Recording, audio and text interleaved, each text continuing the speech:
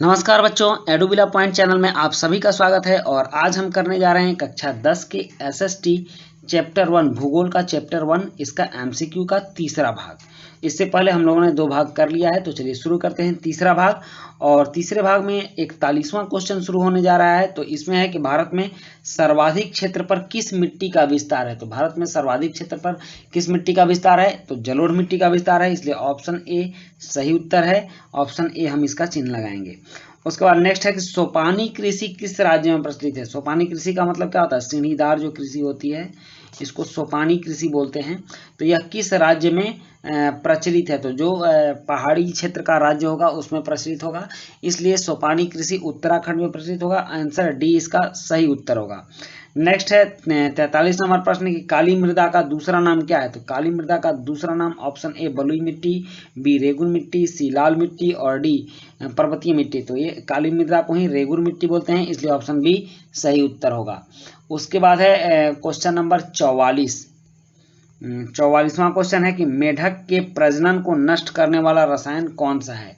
मेढक के प्रजनन मतलब मेढक की संख्या को कौन रसायन है जो कि रोक सकता है, उसके प्रजनन को रोक सकता है, तो एंड्रीन रोकता है, इसलिए ऑप्शन सी इसका सही उत्तर होगा। ऑप्शन सी लगाएंगे।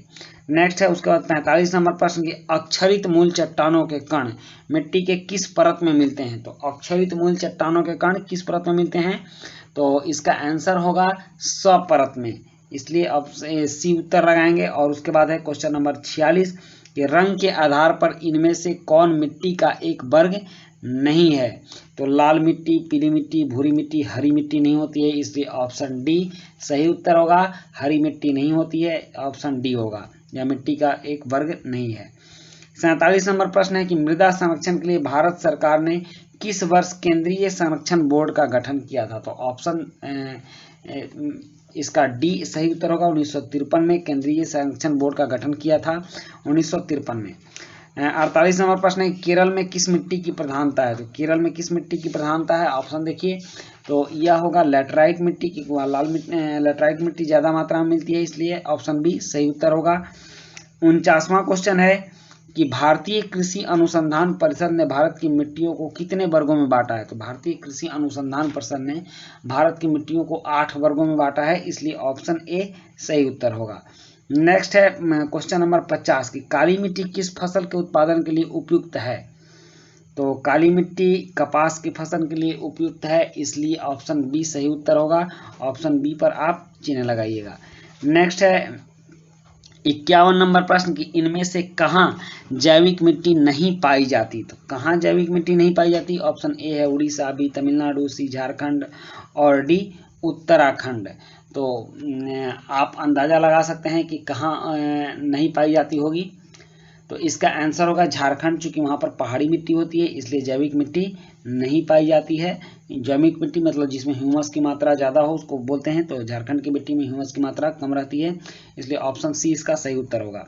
क्वेश्चन नंबर 52 है कि प्रायद्वीपीय भारत की नदी घाटियों में कौन सी मिट्टी मिलती है। तो प्रायद्वीपीय भारत की नदी घाटियों में काली, लाल, रेतीली और उसके बाद है जलोढ़ मिट्टी। तो कौन सी मिट्टी मिलती है, वहाँ जलोढ़ मिट्टी मिलती है, इसलिए ऑप्शन डी सही उत्तर होगा। ऑप्शन डी का चिन्ह लगाएंगे। नेक्स्ट है 53 नंबर प्रश्न की भारत में चारागाह के अंतर्गत कितनी भूमि है।